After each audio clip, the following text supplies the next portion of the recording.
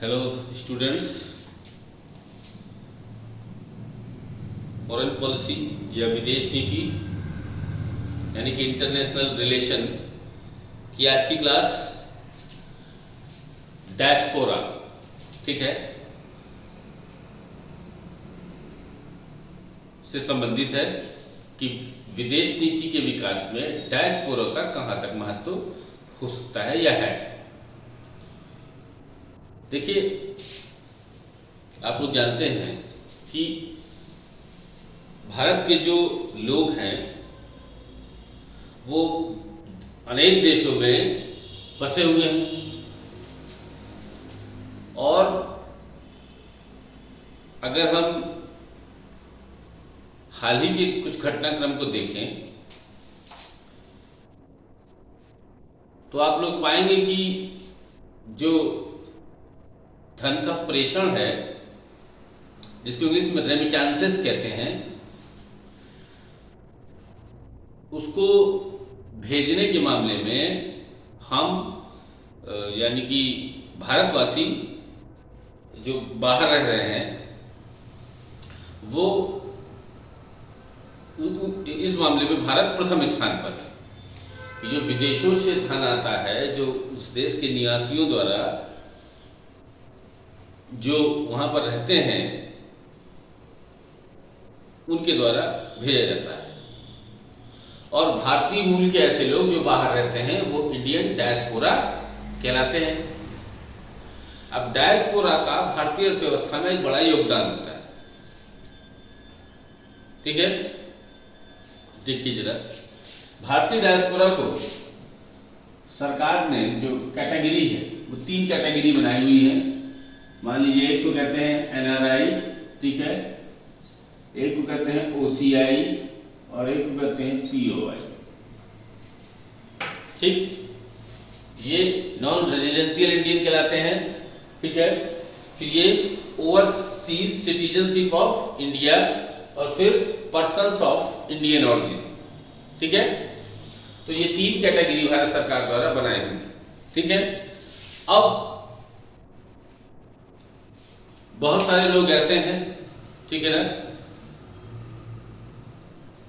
जो भारतीय अर्थव्यवस्था में, या हम कहें कि जो वहां के लोग, जो भारतीय लोग हैं जो बाहर बसे हुए हैं, और उनके द्वारा जब धन का प्रेषण किया जाता है तो वह विदेशी मुद्रा में होता है, ठीक है। सबसे बड़ी बात कि इससे हमारा जो फॉरेन रिजर्व है या विदेशी मुद्रा भंडार है उसमें वृद्धि होती है ना। और इसके बारे में जो विदेश नीति में प्रमुख बातें हैं उनको हम क्या करेंगे, नोट डाउन करेंगे, ठीक है। तो डालिएगा भारतीय विदेश नीति के योगदान में या भारतीय विदेश नीति के विकास में डायस्पोरा।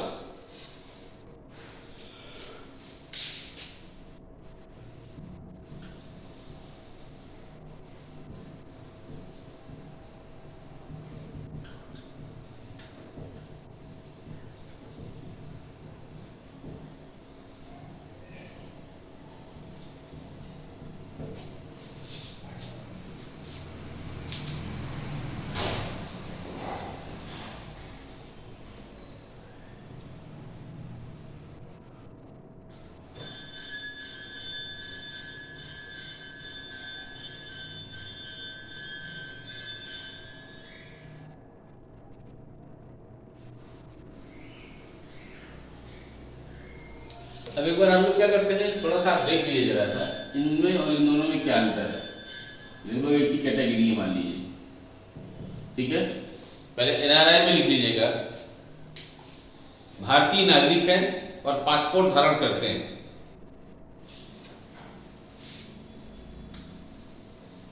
फिर एक और इसी में लिखिएगा पॉइंट बना के, एनआरआई में ही शिक्षा व व्यवसाय के कारण विदेश में रहते हैं।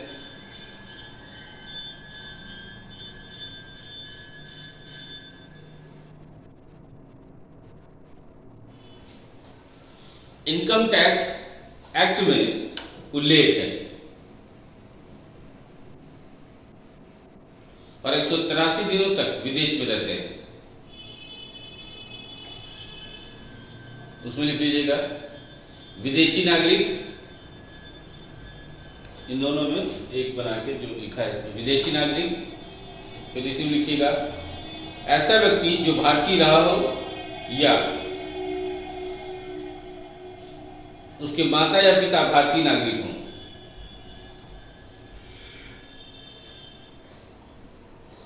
इसमें लिखिएगा कभी भी भारत आने की सुविधा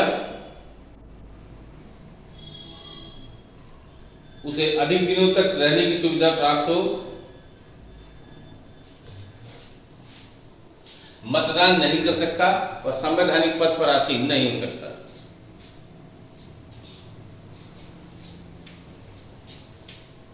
डालेगा नेहरू की नीति।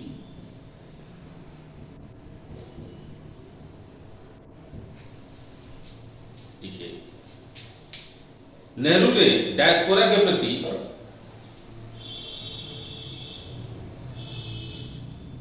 सक्रिय अलगाववाद की नीति अपनाई।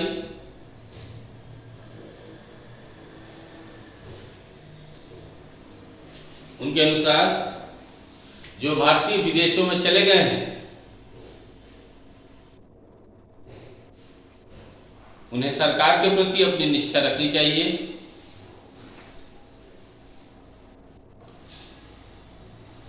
इसलिए श्रीलंका में तमिल समस्या को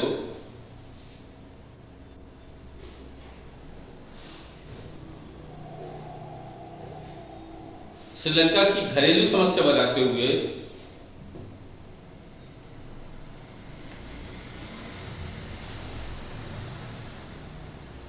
नेहरू ने किसी प्रकार के हस्तक्षेप से इनकार कर दिया।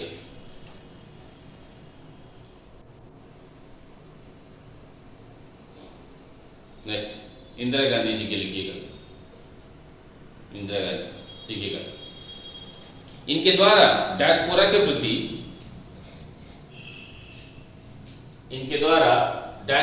प्रति भावनात्मक सहानुभूति व्यक्त की गई।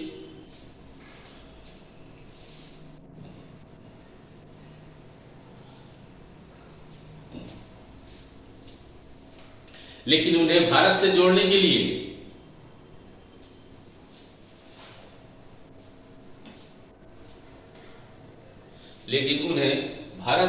लिए कोई नीतिगत उपाय नहीं किए गए।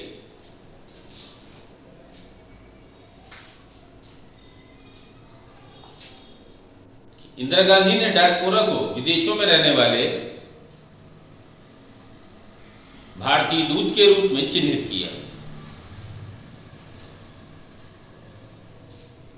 लिखिएगा जनता पार्टी की सरकार, जनता पार्टी की सरकार 1977 में थी, 1977 में। तब क्या किया लिखिए इस सरकार के विदेश मंत्री श्री अटल बिहारी वाजपेयी ने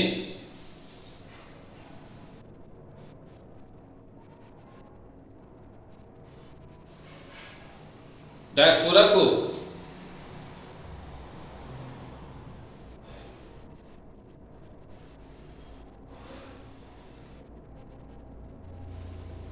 भारत से गए भारतीय के रूप में चित्रित किए। 1980 के दशक में युगांडा के शासक ईदी अमीन के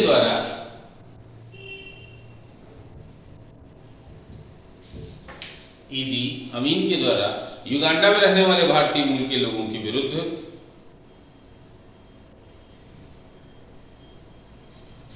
हिंसात्मक कार्रवाई की गई, परंतु सरकार के द्वारा इनकी रक्षा नहीं हो सकी।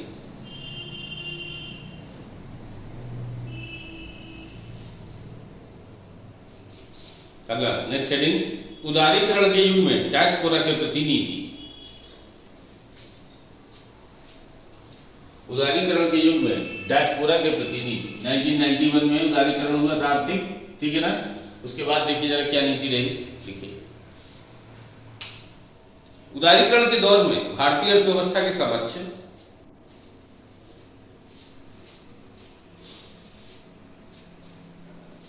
निम्नलिखित चुनौतियां उत्पन्न हुई।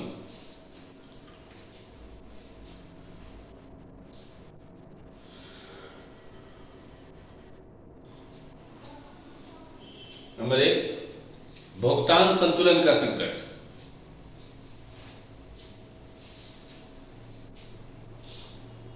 सेकंड, खाड़ी संकट के कारण कुवैत से लाखों भारतीयों की वापसी।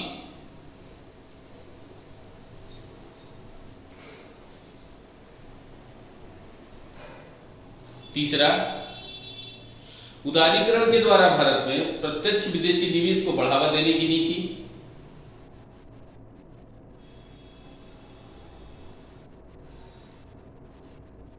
और नेक्स्ट, चौथा नंबर, 1998 में परमाणु परीक्षण के बाद भारत पर आरोपित आर्थिक प्रतिबंध।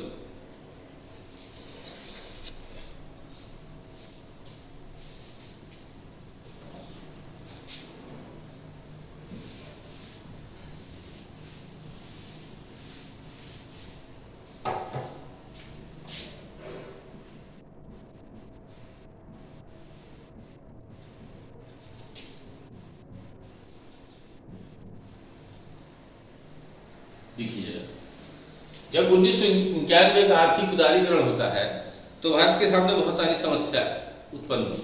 सबसे पहली है भुगतान संतुलन की समस्या।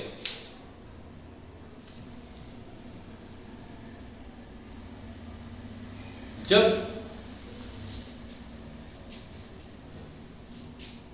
इसको बीओपी कहते हैं इंग्लिश में, बैलेंस ऑफ पेमेंट, और इस स्थिति में हमारा जो व्यापार घाटा होता है वो क्या हो जाता है, बढ़ जाता है। अब व्यापार घाटा घटने का क्या असर है कि हमने जितनी वस्तुओं को निर्यात किया उससे कहीं ज्यादा हमने क्या किया, आयात किया। अब आयात और निर्यात का जो डिफरेंस है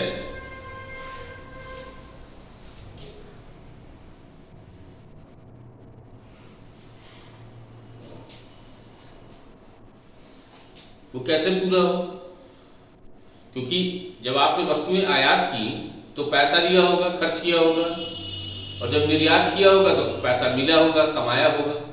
अब अगर जो हमने दिया वो ज्यादा हो गया और जो कमाया वो कम हो गया तो इसमें क्या हो गया, घाटा उत्पन्न।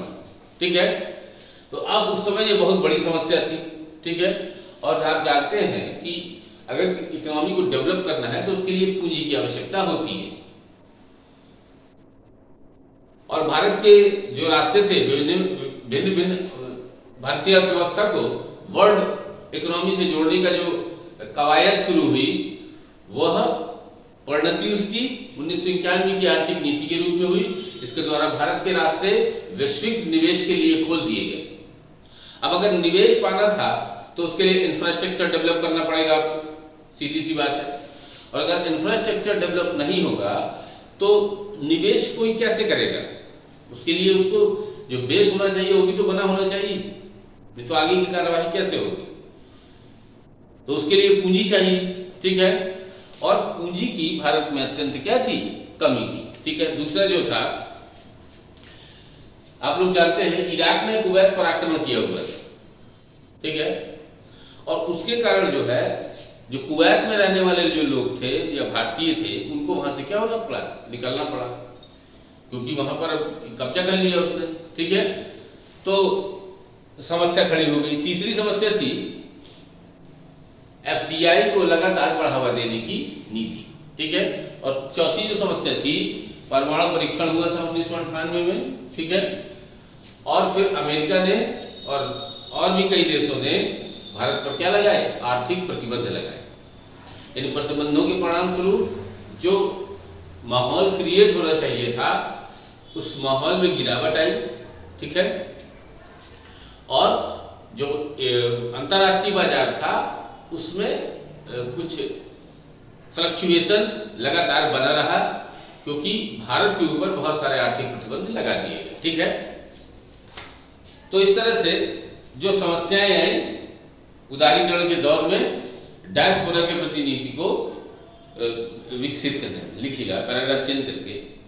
इस आर्थिक स्थिति का सामना करने के लिए आरबीआई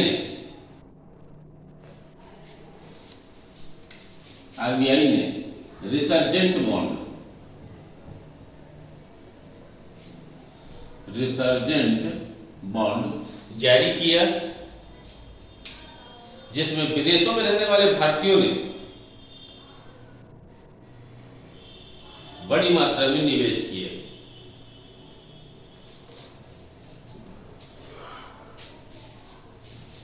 जिससे भारत सरकार को यह प्रतीत हुआ कि भारत के आर्थिक विकास में डायस्पोरा की अत्यधिक महत्वपूर्ण भूमिका हो सकती है।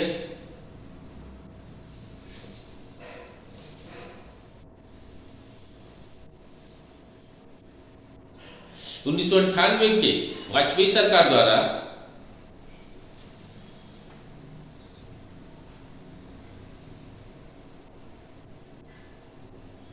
पहली बार आधिकारिक रूप में डायस्पोरा को भारत से जोड़ने के लिए औपचारिक नीति का निर्माण हुआ।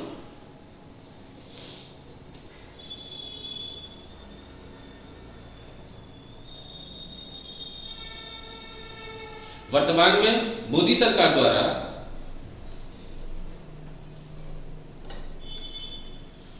डायस्पोरा को भारत से जोड़ने की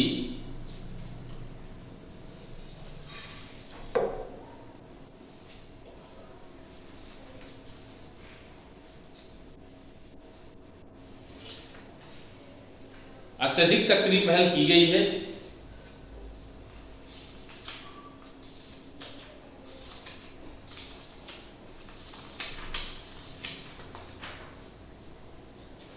सरकार के द्वारा पीआईओ कार्ड का विलय ओसीआई कार्ड में कर दिया गया है और प्रवासी भारतीय मंत्रालय का विलय भी विदेश मंत्रालय में कर दिया गया है।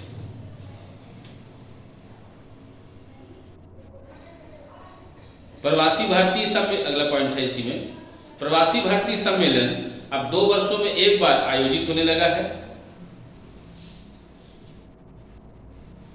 जिसमें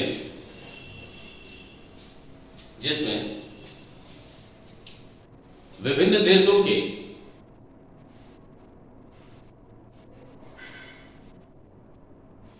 जहां भारतीय डायस्पोरा रहते हैं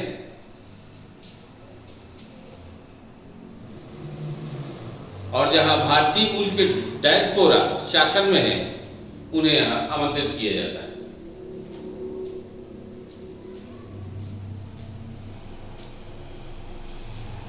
और उनके साथ ही विभिन्न देशों में रहने वाले भारतीय डायस्पोरा भी सम्मेलन में शामिल होते हैं।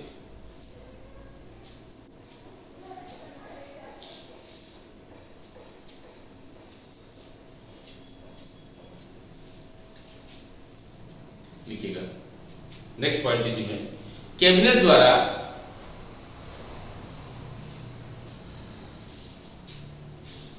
एनआरआई या अनिवासी भारतीयों को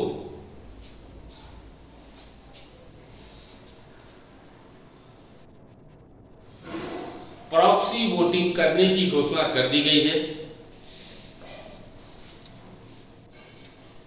जिसके आधार पर संसद में विधि निर्माण किया जाएगा।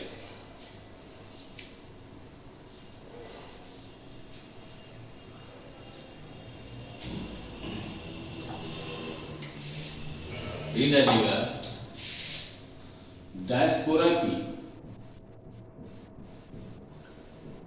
नीति के उद्देश्य।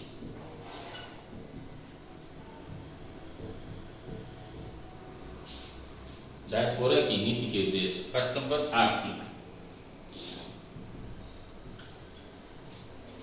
लिखिएगा पॉइंट बना के लिखिएगा।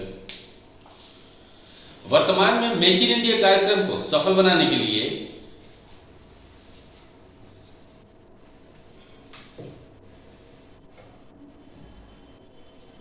डायस्पोरा के निवेश की बड़ी आवश्यकता है।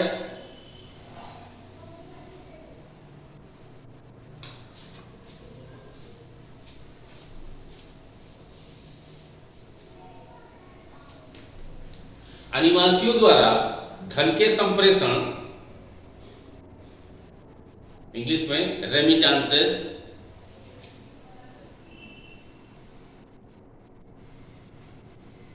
में भारत विश्व में प्रथम स्थान पर है।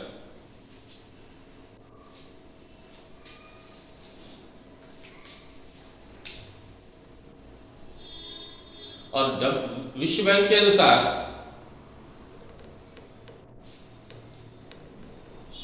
भारत को प्रतिवर्ष लगभग $65 बिलियन की राशि प्राप्त हो रही है।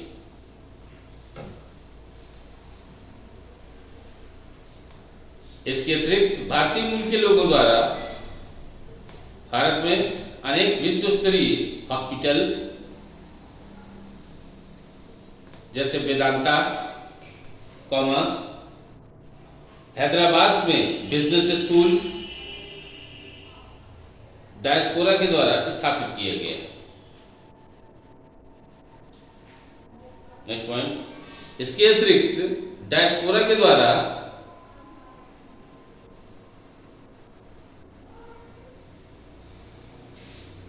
भारतीय एनजीओ को भी बड़ा योगदान प्राप्त होता है।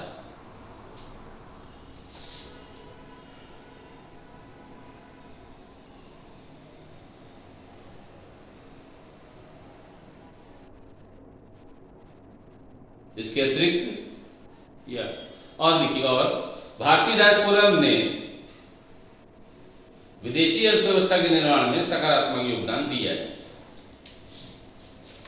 अब सेकंड नंबर लिखिएगा सांस्कृतिक।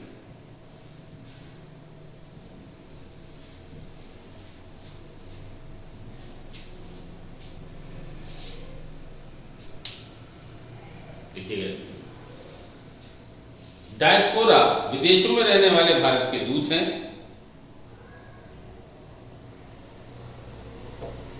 डायस्पोरा विदेशों में रहने वाले भारत के दूत हैं, जिनके द्वारा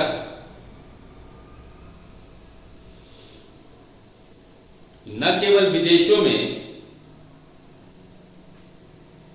भारत की सकारात्मक छवि का निर्माण किया जाता रहा है, अपितु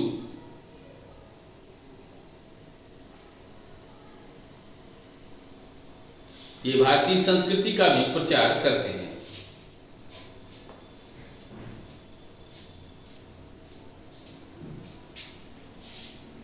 अतः यह भारत की सॉफ्ट पावर के रूप में या भारत को सॉफ्ट पावर के रूप में बढ़ाने में सहायक है।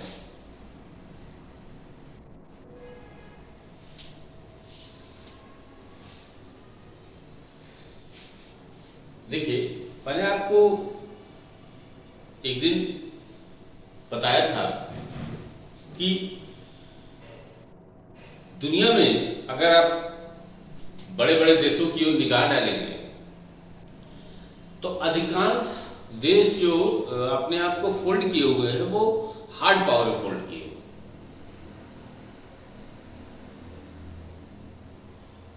और उनके द्वारा जो प्रतिक्रियाएं होती हैं वह ऐसी होती हैं जो अचानक से क्या करें, युद्ध को भड़का दें। भारत की नीति, अगर आप देखिए, अगर आप वर्तमान सरकार के स्टैंड की बात करेंगे तो वर्तमान सरकार का स्टैंड भी सॉफ्ट पावर का है, लेकिन वर्तमान सरकार ने जो पुरानी सरकारें थी उनकी जो नरपंथी, बिल्कुल नरपंथी रुख था, उसको थोड़ा सा क्या किया गया है, चेंज किया गया है।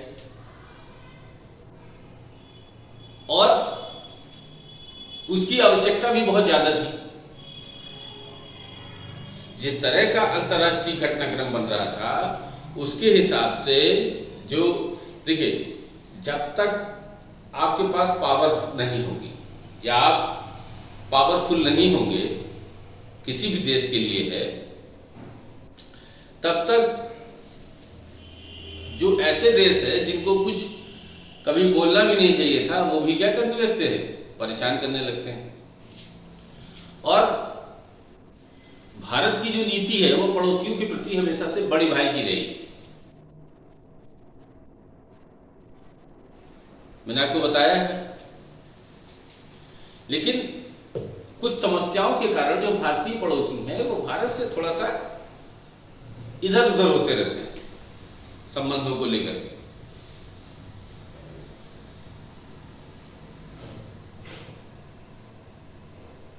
हाल के घटनाक्रम में मालदीव को अगर देखा जाए तो मालदीव्स का भारत ने हर वक्त वहां पर जो है चीजों को ठीक रखने का प्रयास किया लगातार। जब से मालदीव बना भारत ने समर्थन दिया उसको। लेकिन हालिया घटनाक्रम में देखा जाए तो चीन के बाह्य हस्तक्षेप के कारण मालदीव का जो प्रशासन है या जो प्रशासन जिसके हाथों में है, क्या वह चीन की कठपुतली बन गया है? क्योंकि वहां की सरकार ने जिस तरह से विरोध की नीति अपनाई, यह भविष्य में मालदीव के लिए तो घातक है ही, साथ में हिंद महासागर में भी उसने हलचलें बढ़ा दी। उसके बाद भारत ने भी लक्षद्वीप में अपना नौसैन्य अड्डा बनाने की बात कही, क्योंकि हिंद महासागर का बैलेंस बना के रखना भारत के लिए बहुत महत्वपूर्ण है। और चीन लगातार इसी प्रयास में रहता है कि हम हिंद महासागर में क्या करें, हस्तक्षेप करें।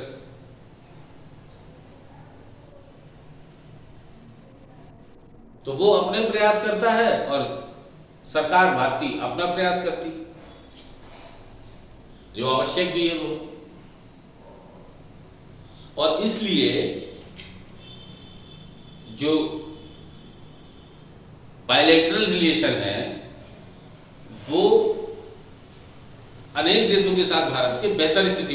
अगर आप पूरे विश्व की बात करेंगे वर्ल्ड में, तो भारत की स्वीकार्यता वर्तमान सरकार के जो समय में बहुत ज्यादा बढ़ी। अनेक आप यूरोपियन कंट्रीज की चर्चा कर लीजिए अगर आप, तो वो देश जो भारतीय की निंदा करने में आगे रहते थे, वो आज की अगर आप डेट में देखेंगे तो वो सब भारत की ओर झुके हुए हैं।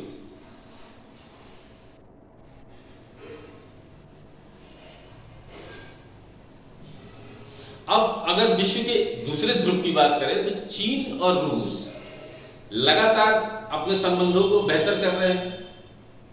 उनको लगता है कि हमारे संबंध बेहतर होने से अमेरिका के लिए खतरा पैदा, अमेरिका को जो है कुछ दिक्कत हो सकती है।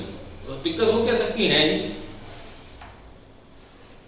तो चीन रूस की दोस्ती से अमेरिका को दिक्कत है।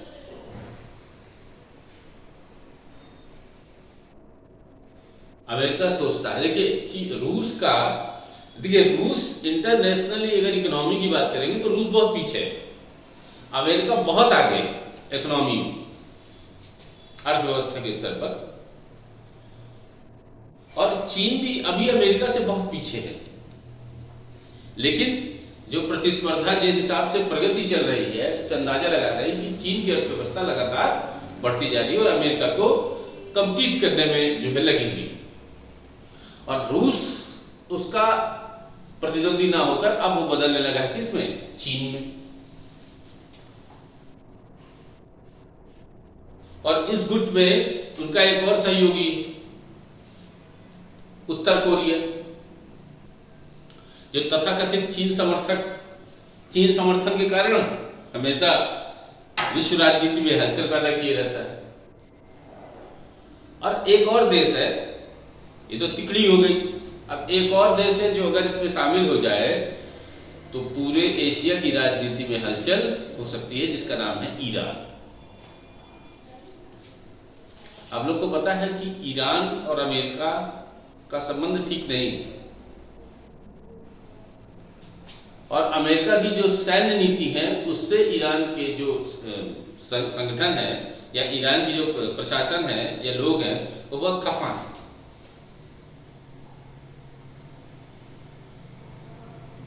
तो ईरान के भी उस गुट में जाने की संभावनाएं हैं कि अगर वो उस गुट में चला जाए, तो अगर आप नक्शे को देखेंगे तो एक चीन, रूस और ईरान, और उधर नॉर्थ कोरिया तो है ही, तो एक बड़ा जो है एक इनका ध्रुव जो है तैयार हो जाएगा।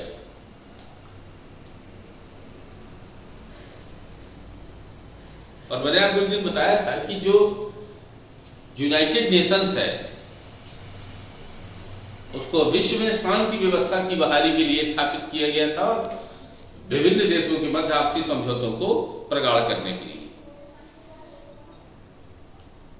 लेकिन यूएन में लगभग 193 सदस्य देश हैं,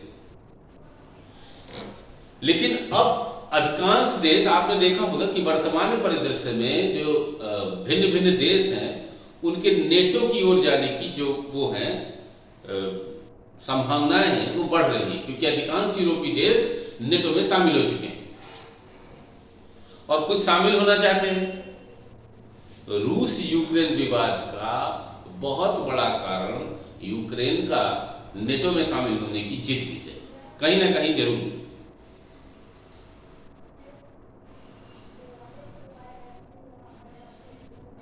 यूक्रेन की इन कार्यवाहियों ने रूस को भड़काया और फिर दोनों की मध्य युद्ध शुरू हो गया। हाल ही में आपने देखा कि रूस में एक विस्फोट हुआ है जिसमें लगभग 250 के करीब लोग मरे। अब रूस इस बात में है कि ये हमला करवाए किसने, उसकी छानबीन कर रहा है कि किसके द्वारा हमला करवाया हुआ है, और अगर उसमें कहीं पर भी किसी देश का हाथ आया तो रूस अब तैयार रहना चाहिए, उसको भी, दूसरे देश को भी। तो ये जो अंतरराष्ट्रीय घटनाक्रम है जिसमें दुनिया दो ध्रुवों में फिर से बढ़ती दिखाई दे रही है, दो गुटों में बढ़ती दिखाई दे रही है, इसमें एक सॉफ्ट पावर का बहुत बड़ा योगदान होने वाला है, भारत जैसे।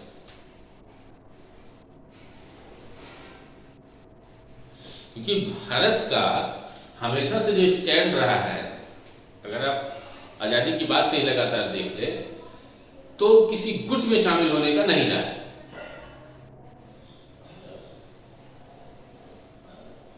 हालांकि हमारे भिन्न भिन्न देशों से संबंध है, हम क्वाड में भी शामिल हैं। क्वाड यानी कि 4 देशों का समूह है जिसमें भारत है, अमेरिका है, ऑस्ट्रेलिया है, जापान है, और चीन हमेशा से इसका विरोध करता है कि ये जो ग्रुप है ये हमारे विरोध के कारण है, ये हमारे विरोध के लिए बनाए गए हैं। तो इस तरह के गुट आगे भी बन सकते हैं और इनकी संभावनाएं हैं।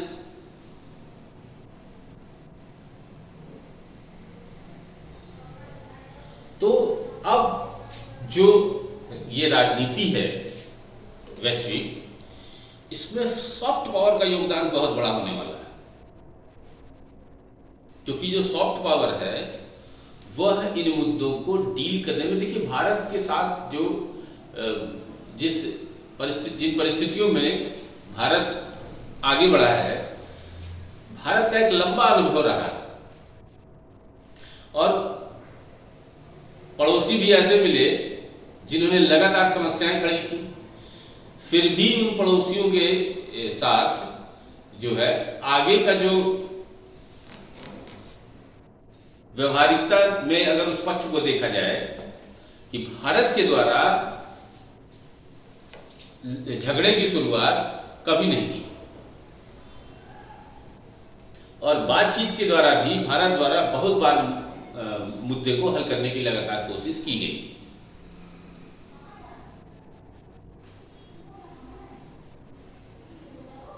तो जो भारत की उपस्थिति है अंतर्राष्ट्रीय राजनीति में वो निर्णायक है, और देखिएगा आगे जो वैश्विक राजनीति है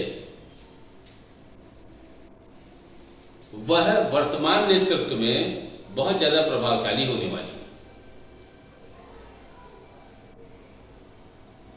और भारतीय विदेश नीति का जो महत्व है वो लगातार क्या हो जाएगा, बढ़ता जाएगा वैश्विक राजनीति के अंदर। सिर्फ इंडिया में तो है ही खैर, लेकिन वैश्विक रूप में भारतीय जो नेतृत्व है वह इस रूप में उभर कर सामने आया है कि वैश्विक मुद्दों को हल करने में भी भारत की एक बहुत बड़ी भूमिका हो सकती है।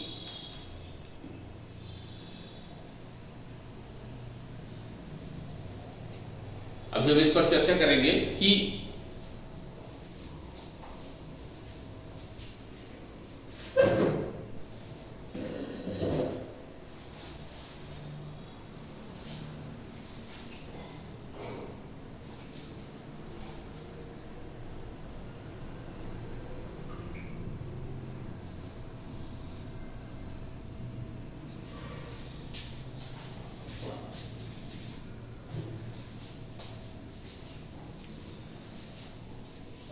तो ये जो सॉफ्ट पावर की भूमिका है वो भारत की लगातार क्या होती जा रही है, बढ़ती जा रही है। आगे हम लोग लिखेंगे जरा सांस्कृतिक में।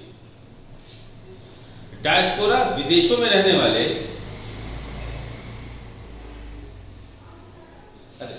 एक मिनट रुकिएगा, ये पैराग्राफ हो चुका है, आगे लिखिए जरा, राजनीतिक में लिखिएगा।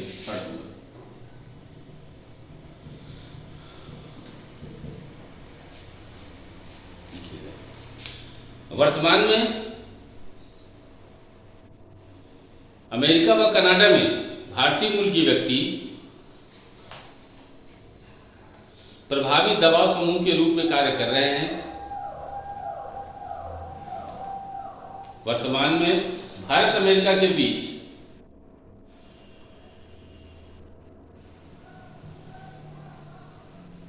भारतीय सामरिक संबंधों का एक बड़ा कारण इन देशों में विद्यमान भारतीय डायस्पोरा है।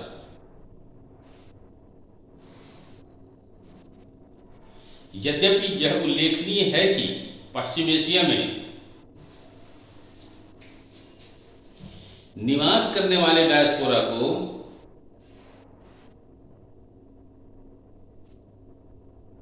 इन देशों में नागरिकता प्राप्त नहीं होती, इसलिए ये समूह राजनीतिक दबाव समूह के रूप में कार्य नहीं कर पाते।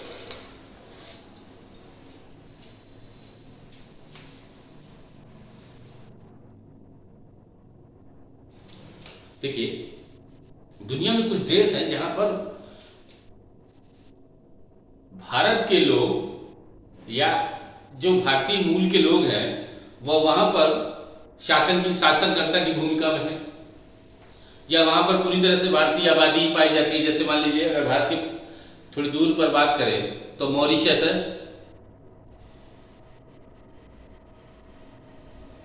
जिसको लिटिल इंडिया भी कहा जाता है। फिर सूरीनाम है, फिजी हो गया, त्रिनिदाद एंड टोबैगो है। इस तरह के बहुत सारे देश हैं दुनिया में जहां पर भारतीय मूल का शासन भी है।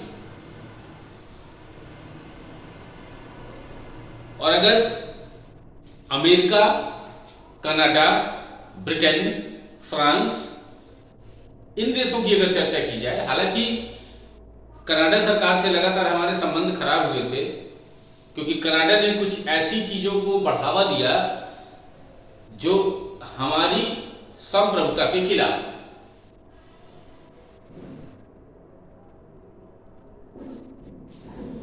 जिन्हें भारतीय जो विदेश मंत्री हैं एस जयशंकर, उन्होंने कड़ी प्रतिक्रिया दिखाई उसमें और कहा कि इन सब बातों के हुए बेहतर संबंध जो होते हैं उनको बनाए रखना बहुत कठिन है।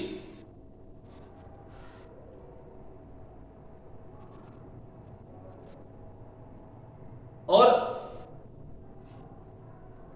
अगर हम कनाडा की जनसंख्या की बात करें तो वहां की जनसंख्या में जो पंजाबी मूल के लोग हैं उनकी संख्या इतनी ज्यादा हो गई है कि सरकार गठबंधन से चल रही थी, 13 सांसद थे उसमें।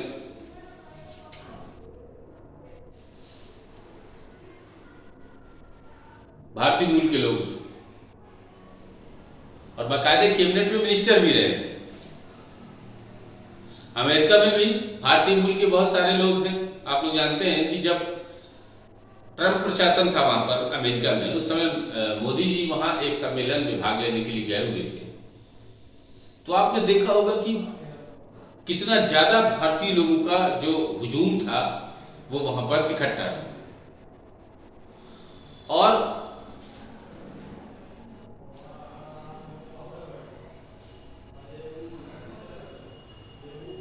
अमेरिकी राष्ट्रपति भी उस माहौल को देखकर गदगद थे।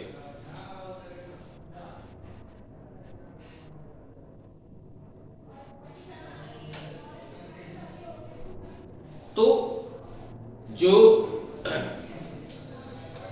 विदेशों में रहने वाले भारतीय हैं वो भी सरकार के ऊपर दबाव समूह के रूप में कार्य करते हैं कि अनेक देशों की नीतियां भारत विरोधी ना हो पाए। ठीक है ना, आगे लिखिएगा। डायस्पोरा के प्रकार।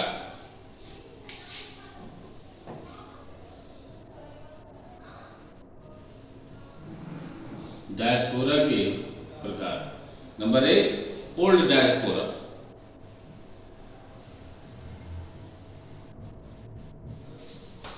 ओल्ड डायस्पोरा लिखिएगा। नंबर 1 ओल्ड डायस्पोरा लिखिएगा। इसमें स्वतंत्रता के पूर्व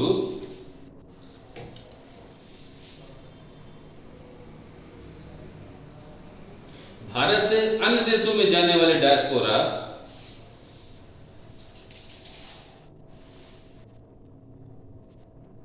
ब्रिटिश सरकार द्वारा ले जाए गए, क्योंकि विश्व में दास प्रथा की समाप्ति के बाद बागानों व उद्यमों में श्रमिकों की आवश्यकता थी। ब्रिटिश सरकार के द्वारा भारतीय डायस्पोरा म्यांमार, मलेशिया, सिंगापुर में ले जाए गए।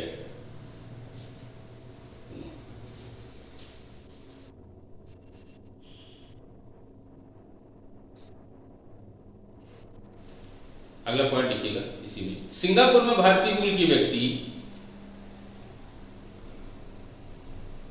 राजनीति, प्रशासन, उद्यम सभी क्षेत्रों में अग्रणी हैं।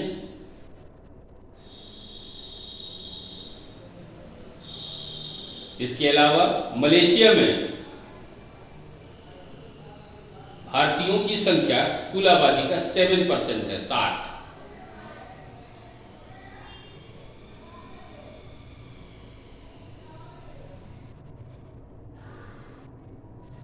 और मलेशिया में डायस्पोरा द्वारा मलेशियाई सरकार के विरुद्ध भेदभाव का आरोप लगाया गया।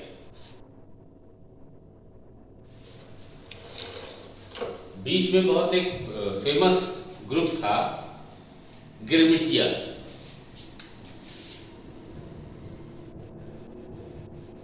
ये थे कौन? लिख लीजिए जरा से, लिखिए। अफ्रीका महाद्वीप के दक्षिण अफ्रीका, केन्या, युगांडा,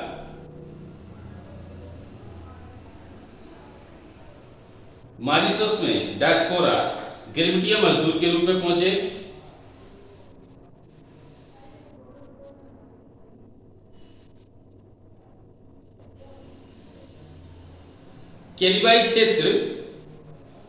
कैरिबियाई क्षेत्र, सूरीनाम, त्रिनिदाद व टोबैगो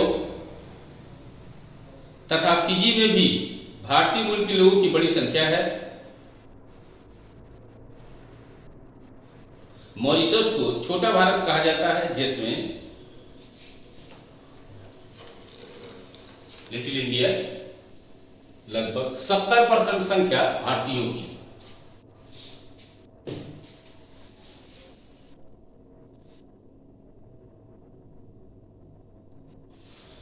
मॉरिशस बहुत छोटा सा देश है, आइलैंड है, लेकिन अगर इकोनॉमिकली अगर आप बात करोगे तो बहुत ही मजबूत देश है। और अभी कुछ दिनों के पहले तक अगर आप देखते, हालांकि अब तो बदल गया है, लेकिन अभी भी दूसरे या तीसरे नंबर पर है लगभग। अगर आप एफडीआई की बात करते तो एफडीआई का सबसे बड़ा रास्ता भारत में किसके रास्ते होकर था? मॉरिशस के रास्ते होकर। अब तो सिंगापुर हो गया है। तो निवेश भारत में सबसे ज्यादा कहां से होकर होता था? मॉरिशस के द्वारा। या मॉरिशस में पहले लोग निवेश करते थे और फिर वहां के द्वारा यहां पर निवेश किया जाता था, क्योंकि कुछ छूट मिल जाती थी। तो पहले कंपनीज आती थी मॉरिशस के रास्ते से, फिर भारत में निवेश करती थी। इस कारण मॉरिशस का बहुत बड़ा योगदान रहा है भारतीय अर्थव्यवस्था में। तो अब गिरमिटिया को जो ये मजदूरी करने गए थे लोग यहाँ से, वो वहीं के वहीं रह गए और फिर वहीं उन्होंने अपनी पूरा फैमिली बसा ली। वही गिरमिटिया कहलाते हैं जो मजदूर यहाँ से गए थे। अंग्रेजों ने जब उनके उपनिवेश बढ़े तो भारतीय या भारत भी उनका उपनिवेश था, तो यहाँ से बहुत सारे मजदूरों को ले जाकर के उन्होंने क्या किया, अपने जो उपनिवेश थे वहां पर उनको सेटल किया। भारत से क्या विश्व के अनेक देशों से जहां भी उनके उपनिवेश थे, बहुत सारे मजदूरों को ले जाकर के वहां क्या कराया, सेटल कराया। अफ्रीकन मजदूरों को भी बहुत जगह ले गए और वहां पर जाके उनको सेटल कराया। और जो कपास की खेती थी प्रमुख रूप से उसके प्रोडक्शन में क्या किया, लगाया। आप लोग जानते हैं कि कच्चा माल जो कपास के रूप में होता था कच्चा, वो यहां से ब्रिटेन ले जाया जाता था। और ब्रिटेन में औद्योगिक क्रांति हो गई थी और औद्योगिक क्रांति के बाद में प्रोडक्शन लगातार क्या हो गया था, मशीनों के आविष्कार हो गए थे, पावर लूम, हैंडलूम।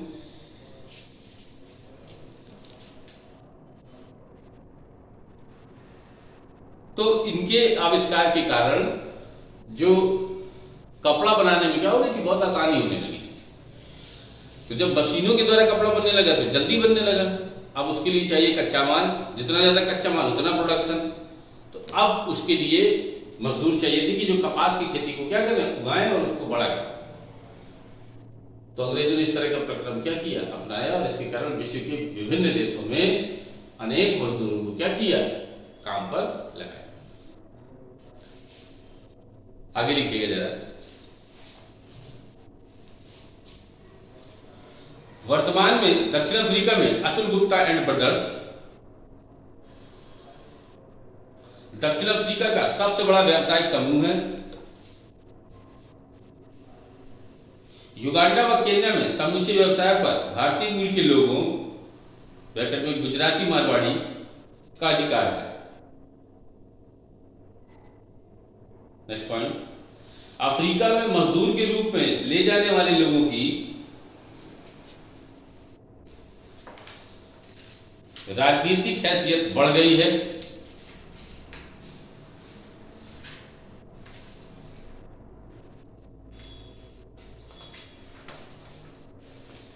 फिजी में भारतीय मूल के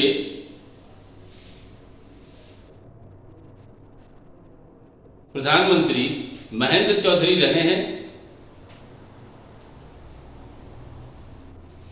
पहले थे।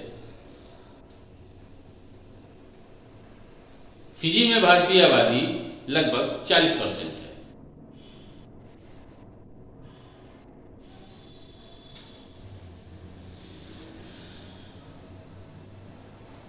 पैराग्राफ चेंज करके लिखिएगा। आलोचकों का मानना है कि अफ्रीका व कैरिबियन में रहने वाले डायस्पोरा को सरकार द्वारा प्राथमिकता नहीं दी गई। आरंभ में उन्हें पीआईओ कार्ड दिया गया था, परंतु वर्तमान सरकार द्वारा पीआईओ कार्ड का विलय ओसीआई कार्ड में कर दिया गया है, जिससे पुराने और नए डायस्पोरा के बीच समान व्यवहार किया जा सके। पुराने और नवीन डायस्पोरा के बीच समान व्यवहार किया जा सके।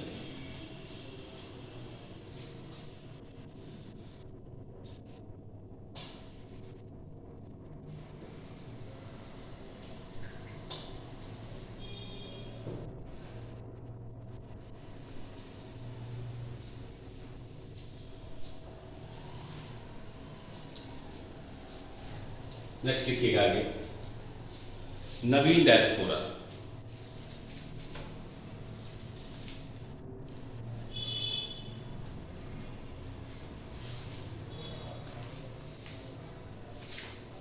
लिखिएगा 1980 के दशक में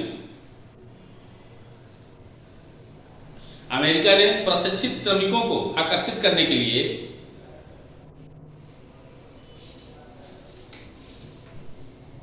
H-1B visa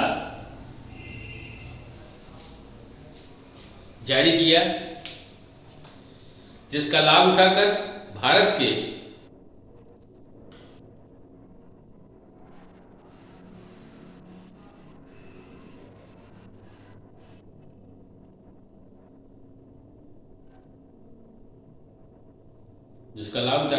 engineer, doctor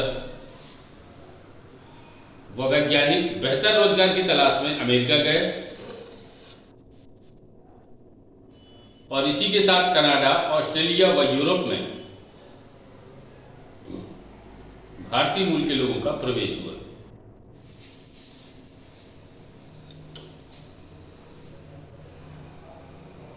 America में रहने वाले भारतीय डायस्पोरा सबसे अधिक पढ़े लिखे और संपन्न हैं।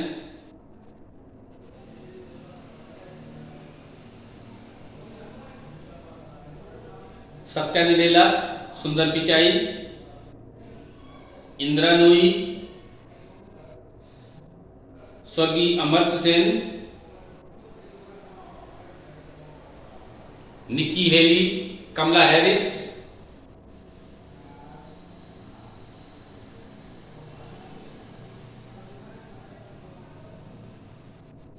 जैसे डायस्पोरा को ग्लोबल इंडियंस का नाम दिया गया है। ग्लोबल इंडियंस का नाम दिया गया।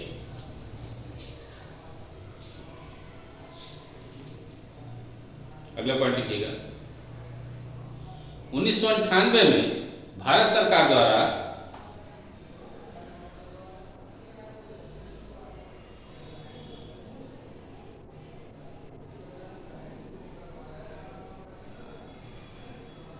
डायस्पोरा को आकर्षित करने की नीति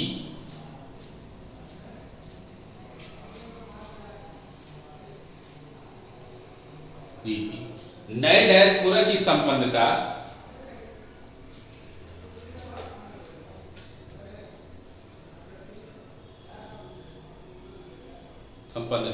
से प्रभावित थी।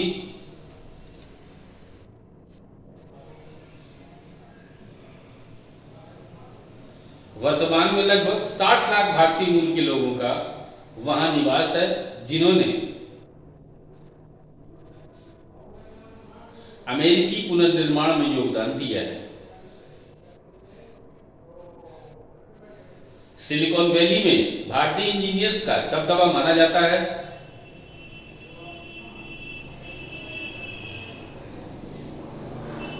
जो मेक इन इंडिया कार्यक्रम को सफल बनाने में महत्वपूर्ण योगदान दे सकते हैं।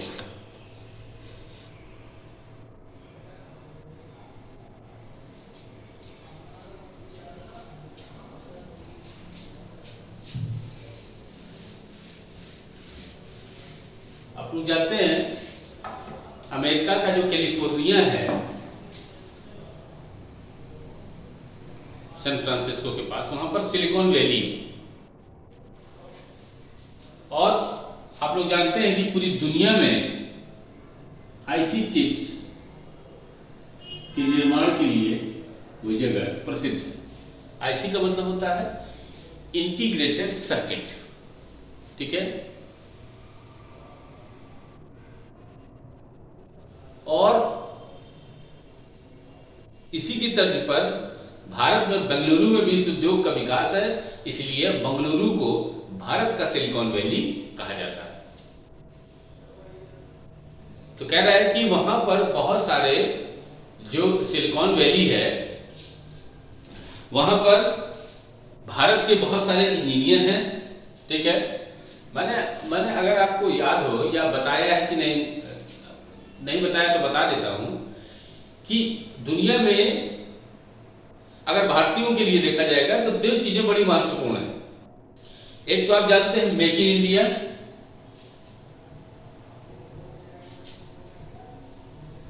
और दूसरी अगर मैं कहूं ब्रेन ड्रेन को रोकना।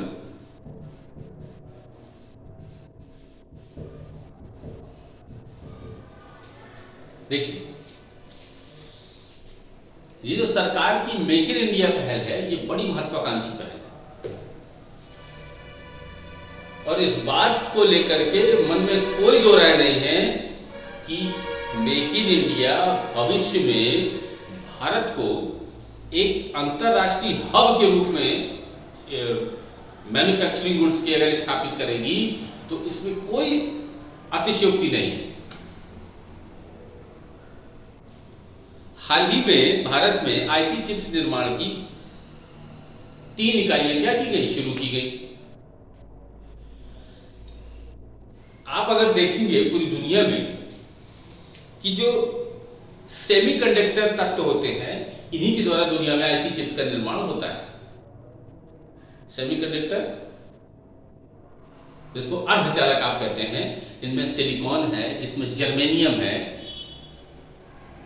ये बड़े प्रसिद्ध हैं, जिनके द्वारा इनका निर्माण क्या होता है, किया जाता है। आईसी चिप्स निर्माण में सहायक है। और अगर आप पूरी दुनिया में कहेंगे तो दुनिया में आईसी चिप्स का जो मटेरियल है वो सब सर्वाधिक का उसका संकेंद्रण का है चाइना में, और हमको भी वहीं से मंगाना पड़ता है।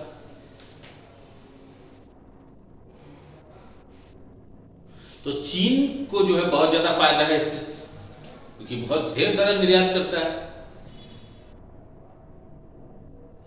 तो अब मेक इन इंडिया पहल जो भारत सरकार द्वारा घोषित की गई, उसका उद्देश्य ही यही था कि जो हमारा प्रोडक्शन जो हम बाहर से मंगाते हैं उसको ज्यादा से ज्यादा क्या किया जाए, हम यहीं पर प्रोडक्शन करें।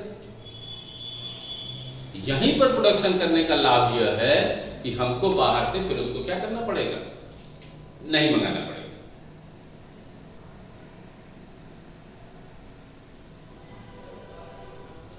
तो मेक इन इंडिया पहल को प्रभावी बनाने के लिए बहुत ज्यादा आवश्यकता है किसको, इसको रोकने की। मैं पहले भी कह चुका हूं कि भारत का जो ब्रेन ड्रेन का मतलब ये होता है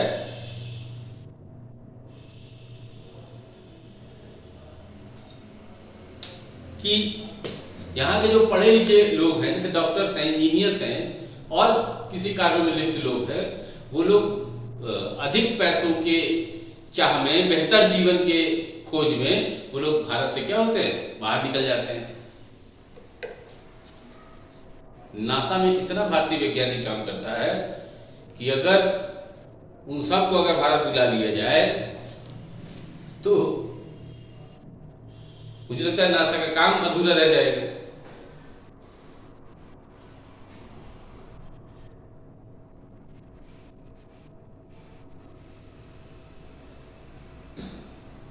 एक बड़ी अच्छी मूवी आई थी, द नंबी इफेक्ट। अगर आप में से किसी ने नहीं देखी है तो उसको देखिए जरा सा। भारत सरकार ने उन्हें सम्मानित किया, तो उस कहानी को जरा एक बार जरूर देखिएगा। रॉकेट्री जिसका नाम है, रॉकेट्री द नंबी इफेक्ट। उसमें साइंटिस्ट की कहानी है, और देखिए कि ये साइंटिस्ट राष्ट्रवाद के कारण, देश प्रेम के कारण भारत में रुके रहे, जिसमें कलाम साहब भी हमारे शामिल हैं, भूतपूर्व हमारे राष्ट्रपति, जिन्हें भारत का मिसाइल मैन कहते हैं और जिन्होंने भारतीय मिसाइल प्रौद्योगिकी को इतना बड़ा कर दिया कि जो आज भारत विकसित अवस्था में आप देख रहे हैं, सामरिक नीति में सफल है, वह उसमें कलाम साहब का बहुत बड़ा योगदान है।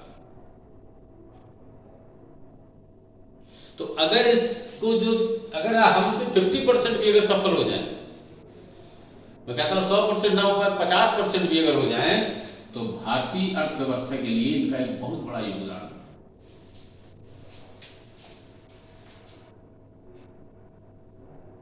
और इसका सीधे सीधे असर किस पर होगा, मेक इन इंडिया पर। समझ रहे कि नहीं आप लोग?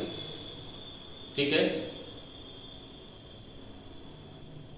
अब जो H1B वीजा होता है, ये दोनों अस्थायी होते हैं। अभी जो मैंने लिखा है H1B और L1B, ये दोनों अस्थायी होते हैं। और जो वहां परमानेंट होता है वो ग्रीन कार्ड होता है। क्या होता है? ग्रीन कार्ड परमानेंट होता है, और अगर किसी को ग्रीन कार्ड मिल जाता है तो वहां पर रहने की उसको अनुमति मिल जाती है। ग्रीन कार्ड बहुत मुश्किल से मिलता है, फिर इसके लिए आपको वहां परमानेंट सेटल ही होना पड़ेगा, वहां के किसी व्यक्ति से विवाह करना पड़ेगा अमेरिका। ठीक है। तो ये वीजा लेकर के जाते हैं और फिर अपने काम उसको बढ़वाते रहते हैं। ठीक है। तो इस तरह से ये चीजें कुछ आपने गौर की। ठीक है। आगे लिखेंगे जरा। नवीन डायस्पोरा, अगली हेडिंग नवीन डायस्पोरा।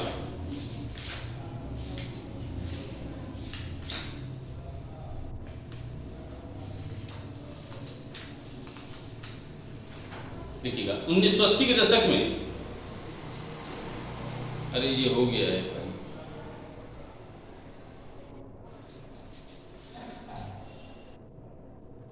ग्लोबल इंडियंस का नाम दिया गया, ये लिखा था ना, आगे लिखिए जरा।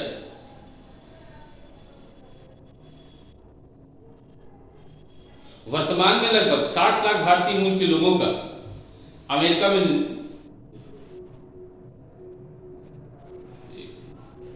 आगे ये अमेरिका वाला हो गया है, नेक्स्ट लिखिएगा अगला।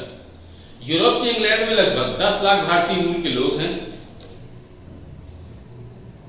इंग्लैंड की लगभग पूरी मेडिकल व्यवस्था भारतीय डॉक्टरों पर निर्भर है। इसके अतिरिक्त ऑस्ट्रेलिया में भारतीय डायस्पोरा सबसे बड़ा समुदाय बन गया है, जहां भारतीय डायस्पोरा की संख्या लगभग 10 लाख है।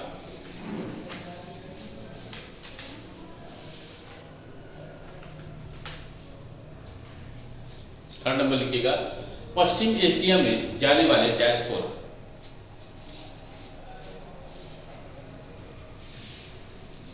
उन्नीस 1970 के दशक में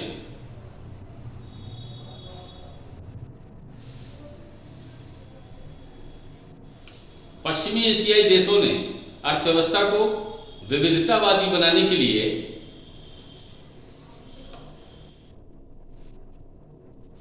भारत से बड़ी संख्या में मजदूरों को बुलाया गया। वर्तमान में यूएई और सऊदी अरब में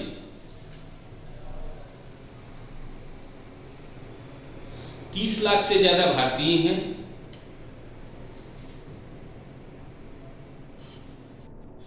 कुवैत, ओमान, इराक जैसे देशों में भी भारतीय डायस्पोरा की बड़ी संख्या है।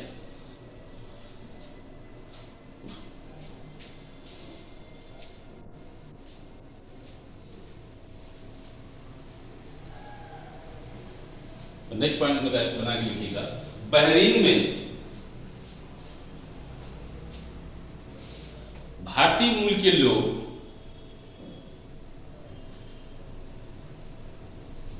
अत्यधिक ऊंचे पदों पर हैं।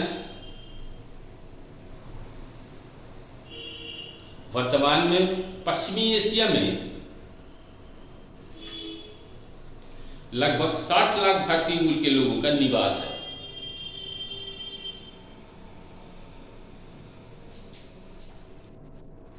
आरंभिक रूप में जाने वाले डायस्पोरा मजदूर थे।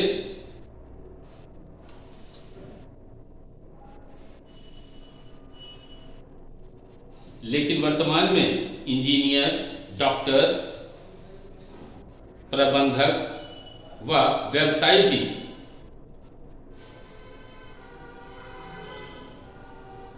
पश्चिमी एशियाई देशों में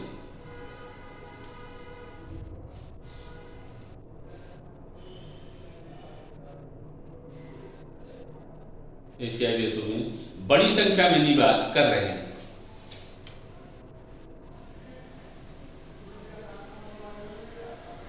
पश्चिमी एशिया में रहने वाले डायस्पोरा को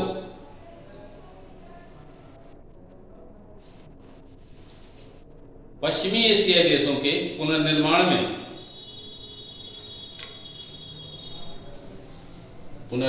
में महत्वपूर्ण भागीदार माना जाता है।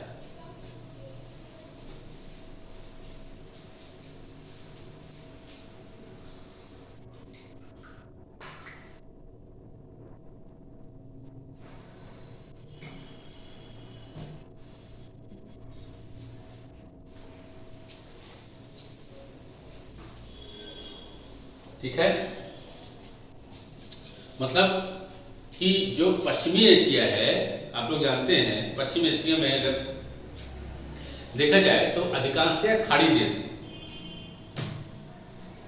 खाड़ी देश के अलावा इराक, ईरान, ठीक है, जो खाड़ी देशों में, और अगर बगल में देखेंगे तो अरब कंट्रीज में भी बहुत सारे भारतीय, यूएई हो, चाहे वो सऊदी अरब हो, यमन हो, ओमान हो, कुवैत हो, बहुत सारे भारतीय यहाँ पर रहते हैं और बड़े बिजनेसमैन हैं, जिनका वहाँ की इकोनॉमी में भी बहुत बड़ा क्या है, योगदान।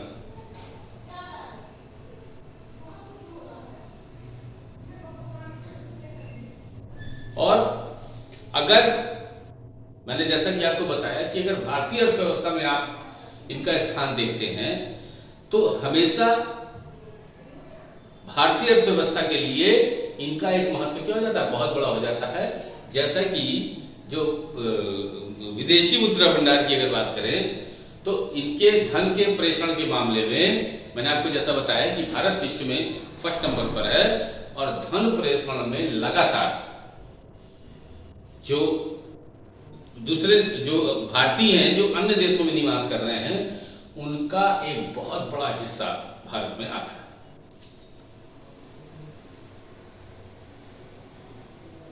जिसके द्वारा जो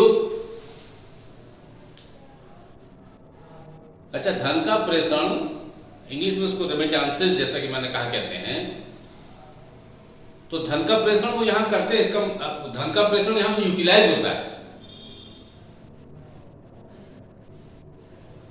जो उनके लोग यहाँ रहते हैं, फैमिली मेंबर्स हैं, उनको यहाँ पैसा भेजते हैं जिसका यूज वो लोग करते हैं और वो विदेशी मुद्रा में आ रहा है। इसका फायदा तो होगा ही, है ना, विदेशी जो फॉरेन रिजर्व है वो बढ़ता है। और देखिए मैं एक चीज आपको बताता हूं कि जो बहुत सारे करंट अगर आप देखोगे तो करंट में बहुत सारे ऐसे मुद्दे आते हैं जो कुछ इस तरह से पूरे विश्व में अगर हम कहें भारतीय डायस्पोरा को तो उनसे क्या होते हैं, वो संबंधित होते हैं। लगातार आप चाहे आप लोग जानते हैं कि 9 जनवरी को प्रवासी भारतीय दिवस मनाया जाता है, इस पर विशेष फोकस रखिएगा, है ना। तो वो 7, 8 और 9 3 दिन प्रवासी भारतीय सम्मेलन होता है। तो इसमें जो भारतीय मूल के लोग हैं वो जो बाहर हैं उनको एक मंच पर लाने के लिए सम्मेलन का आयोजन किया जाता है। आप लोग जानते हैं कि 9 जनवरी को महात्मा गांधी जी दक्षिण अफ्रीका से वापस आए थे। उन्हीं की याद में ये जो दिवस है इसको हम लोग क्या करते हैं, मनाते हैं। और पूरे विश्व में जो भारतीय डायस्पोरा है उनको जोड़ने के लिए जो बहुत बड़ा मंच है, जिसके आधार पर आप विश्व के जो दुनिया में जो देश हैं वहां से जुड़ने का हमको वहां के भारतीयों से प्रत्यक्ष संपर्क का मौका मिलता है, जिसके द्वारा बहुत सारे जो मार्ग हैं अर्थव्यवस्था को बढ़ाने के वो खुलते हैं। ठीक है, तो आज की क्लास यहीं तक, बाकी अगली क्लास में।